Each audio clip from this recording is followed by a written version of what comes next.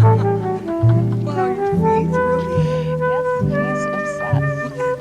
Well, obsessed. Like now you have to show them to me. Come on, show them to me. You have to show them to Okay. me. Let me see.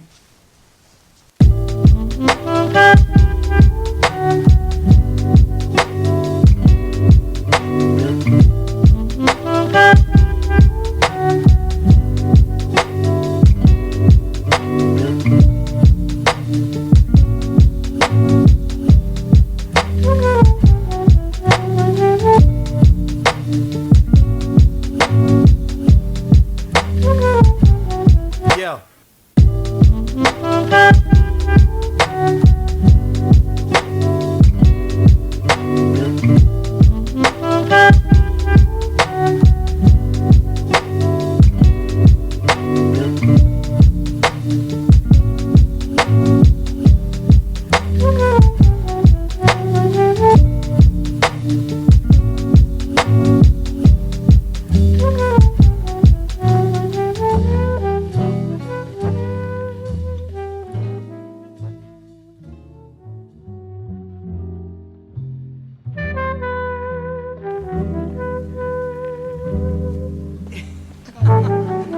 Wow, your feet, really? Yes, she's obsessed.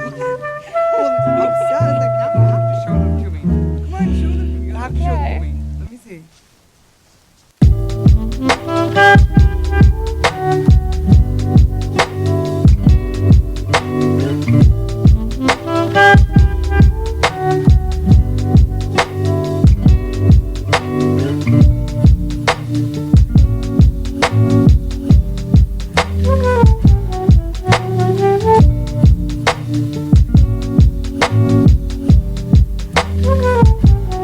Yeah.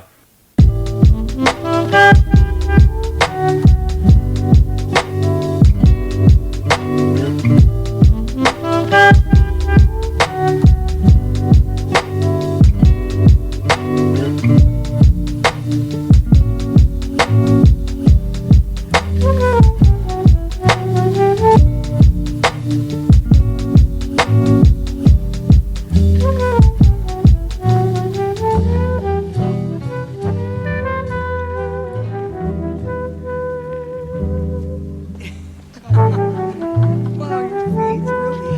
Yes, she's obsessed.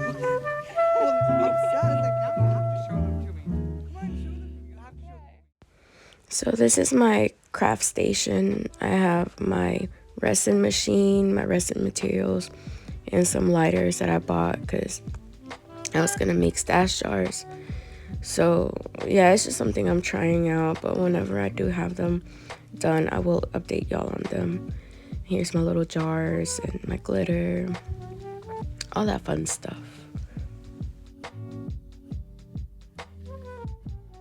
Yeah.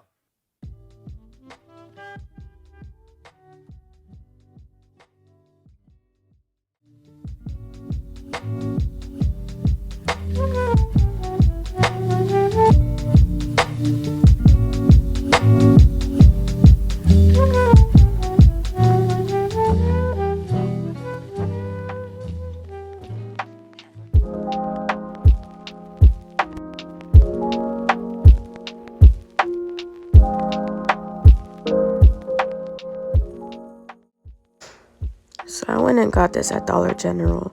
It's a bookshelf that I got for $25. But I got it because I had all of my materials piled up on my desk, and obviously that's not very convenient. So I got this so I could put my materials in this instead. And yeah, here's me trying to build it.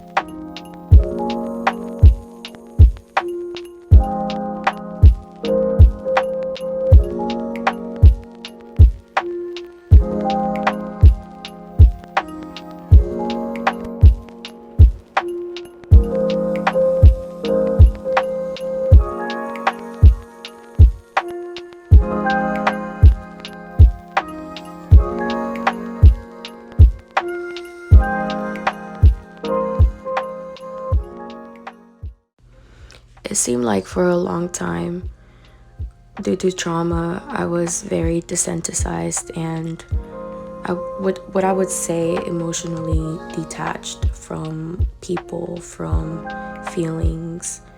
And for a long time, I was just living with this emptiness and this gaping hole. This was years ago. I'm talking about like 7 years ago. But then I guess the first step was I came to terms with what happened to me with my traumas and my depression, and that's when I started to feel for the first time.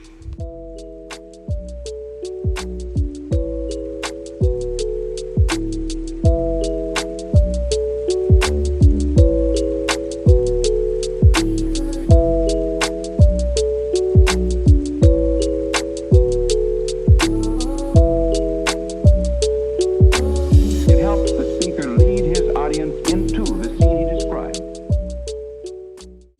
And I guess due to my inexperience of facing my true emotions, I didn't really know how to stand up for myself or be true to myself on what I liked or what I didn't like. And my mistake was that a lot of times I wouldn't set up boundaries with either friends, family, relationships. I just went along with things because that's just how I always survived.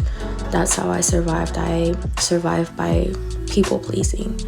And I realized that now that I'm, getting help and therapy, like setting up boundaries is so important when it comes to your mental health, when it comes to protecting your soul, your mind.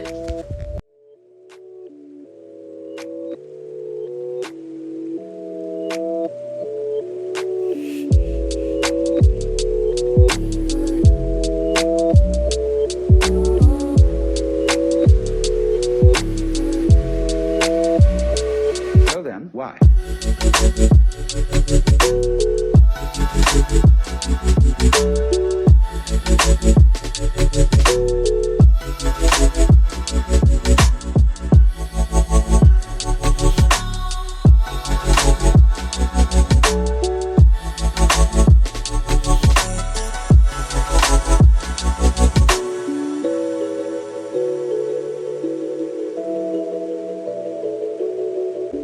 Growing up, I was made to believe that having a voice or speaking up for yourself is considered rude or disrespectful. And that's the trouble that I'm having with now, is that when I speak up for something that hurts my feelings or something that bothers me, I feel like I'm being inconsiderate of the other person's feelings. But a lot of times it's not that way. People can't read our minds, and a lot of times we feel our boundary is crossed because we never established that said boundary through communication or whatever it may be. Or sometimes we may feel like we're being insecure for speaking up about something that bothers us. Like maybe the other person is gonna think that we're being silly or that we're being insecure, that we're being this or that. But it's whatever. Like at the end of the day, this is you. This is your mind, your peace, your heart. And if you're someone who also struggles with this type of mentality, you'll come to realize that a lot of your hobbies or your passions, just things may correlate with that type of thinking, because it's this type of like perfectionism. You want to please people, you don't want to disappoint anybody, and it starts to affect your relationships, your career, your goals. It starts to affect everything because you're looking through this lens, through this filter, and at some point you just gotta say fuck it and just be you, just do you.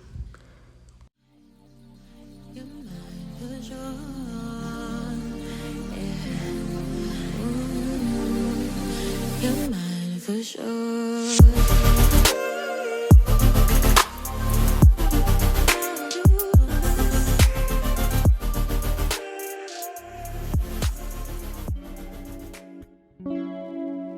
You are not weak for speaking up about something that bothers you. It takes courage to speak up. It takes courage to have a voice. And it takes courage to speak the truth. There must be some way out of here. Oh, 'cause I'm feeling so great. And I know I can't escape. I can't